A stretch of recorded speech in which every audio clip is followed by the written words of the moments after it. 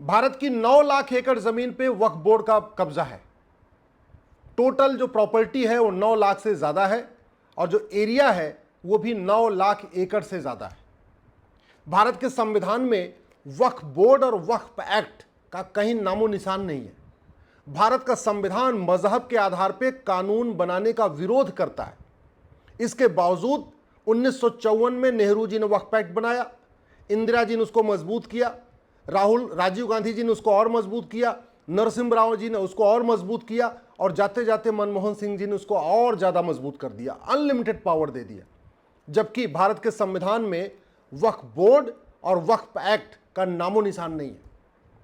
भारत के संविधान में बहुत साफ साफ लिखा हुआ है, जो कोर्ट होगी सबके लिए एक होगी। जमीन का मुकदमा जहां सबके लिए एक ही कोर्ट में चलेगा। हिंदू, जैन, बौद्ध, सिख, पारसी, ईसाई सबके जमीन का मुकदमा चलता है, नॉर्मल जो डिस्ट्रिक्ट कोर्ट होती है वहां चलता है। लेकिन मुस्लिम्स का वक्फ बोर्ड का मुकदमा अलग से उनके वक्फ ट्रिब्यूनल में चलता है। और वक्फ बोर्ड में कौन है?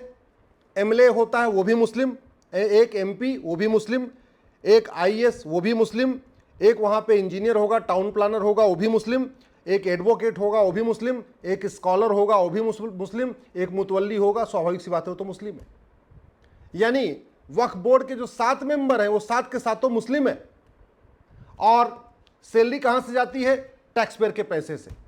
यानी हिंदू, जैन, बौद्ध, सिख जो टैक्स देते हैं उस टैक्स के पैसे से वक्फ बोर्ड के जो 7 लोग बैठे हुए हैं और पूरा वक्फ बोर्ड का जो पूरा ऑफिस चलता है, उसमें जो वेतन भत्ता गाड़ी आता है उसका पैसा टैक्स पेयर देते हैं। वक्फ जैसा कानून हिंदू, जैन, बौद्ध, सिख के लिए नहीं है, पारसी के लिए नहीं है। वक्फ बोर्ड जैसा कानून यहूदी के लिए नहीं है, ईसाई के लिए नहीं, किसी के लिए भी नहीं। चलो एक बार मान भी ले कि वक्फ बोर्ड बनाया गया माइनॉरिटीज के लिए, तो फिर वक्फ बोर्ड में केवल एक ही माइनॉरिटी क्यों? भाई यहूदी भी माइनॉरिटी होते हैं, बहाई भी माइनॉरिटी होते हैं, बौद्ध भी माइनॉरिटी होते हैं, ईसाई भी माइनॉरिटी होते हैं, सिख भी माइनॉरिटी हैं, जैन भी माइनॉरिटी हैं। अब तो अगर वास्तव में हम सबके लिए, मेजॉरिटी के लिए कानून नहीं बनाना था, माइनॉरिटी के आधार पर कानून बनाना था, तो कम से कम जितने भी माइनॉरिटी हैं सबके लिए एक वक्फ बोर्ड जैसा कानून होता। लेकिन सारी माइनॉरिटीज के लिए भी नहीं है। यानी भारत के पूरे सभी नागरिकों के लिए संविधान कहता है देश के सभी नागरिकों के लिए 1 नेशन 1 लॉ होना चाहिए, वो तो हुआ नहीं। अगर एक बार मान भी लें कि चलो ठीक है सबके लिए नहीं बनाना, मेजॉरिटी के लिए नहीं बनाना, माइनॉरिटी के लिए बनाया, तो कम से कम सारी माइनॉरिटीज के लिए ऐसा कानून होना चाहिए, तो वो भी नहीं है। एक बड़ी बात यह भी है कि इतनी अनलिमिटेड पावर दे दिया वक्फ बोर्ड को कि जहां हाथ रख दे वही जमीन उसकी हो गई है। कायदे से संविधान कहता है कि भारत में 1 नेशन 1 प्रॉपर्टी कोड होना चाहिए, 1 नेशन 1 इंडाउमेंट कोड होना चाहिए, 1 नेशन 1 ट्रस्ट कोड होना चाहिए, 1 नेशन 1 चैरिटी कोड होना चाहिए। अगर जो भी कानून होना चाहिए सबके लिए होना चाहिए, संविधान यही कहता है। संविधान का मतलब ही होता है संविधान, ऐसा विधान जो सबके लिए समान हो उसको कहते हैं संविधान।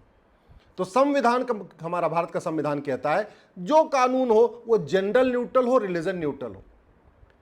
दुर्भाग्य देखिए, एक तरफ भारत के प्रियम्बल में सेकुलर शब्द जोड़ दिया गया और दूसरी तरफ मजहब के आधार पे वक्फ बोर्ड चल रहा है। एक तरफ भारत के प्रियम्बल में सेकुलर शब्द जोड़ा हुआ है, दूसरी तरफ मजहब के आधार पे मंत्रालय भी चल रहा है, मजहब के आधार पे कोर्ट चल रही है, मजहब के आधार पे ट्रिब्यूनल चल रहा है और मजहब के आधार पे बाकायदा अपॉइंटमेंट भी हो रहा है। और जो मजहब के आधार पे वक्फ बोर्ड चल रहा है उसका वेतन भत्ता, गाड़ी बंगला, सब कुछ जो उसमें देना है वो किसको देना है? भारत के टैक्स पेयर को। वक्फ बोर्ड की एक भी इंच जमीन पे भारत सरकार का कब्जा नहीं है। सारा का सारा जमीन जो 9 लाख एकड़ जमीन है वो 9 लाख एकड़ जमीन वक्फ बोर्ड के पास है, भारत सरकार का एक इंच जमीन पे कब्जा नहीं। लेकिन वेतन भत्ता, गाड़ी बंगला भारत सरकार देती है।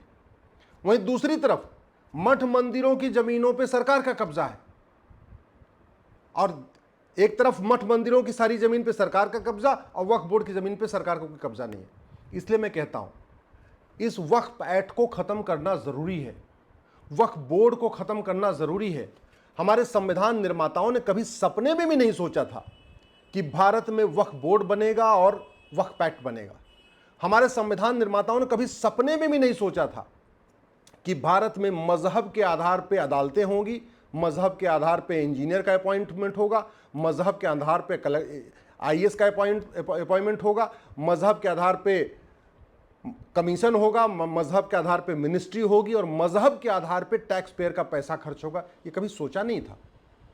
इसलिए मैं कह रहा हूं कि वक्फ बोर्ड को पूरी तरीके से खत्म कर देना चाहिए। केंद्र सरकार ने वक्फ बोर्ड को बदलने का जो प्रयास किया, मैं उसका स्वागत करता हूं। वक्फ बोर्ड में संशोधन करने का जो प्रयास किया, वो स्वागत करता हूं।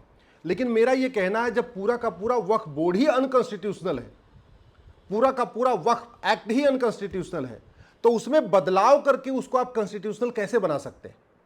जब जिस कानून की फाउंडेशन ही पूरी तरीके से संविधान के खिलाफ है, जिस बोर्ड का फाउंडेशन ही संविधान के खिलाफ है, उसमें थोड़ा बहुत बदलाव करके कोई बहुत फायदा नहीं होगा।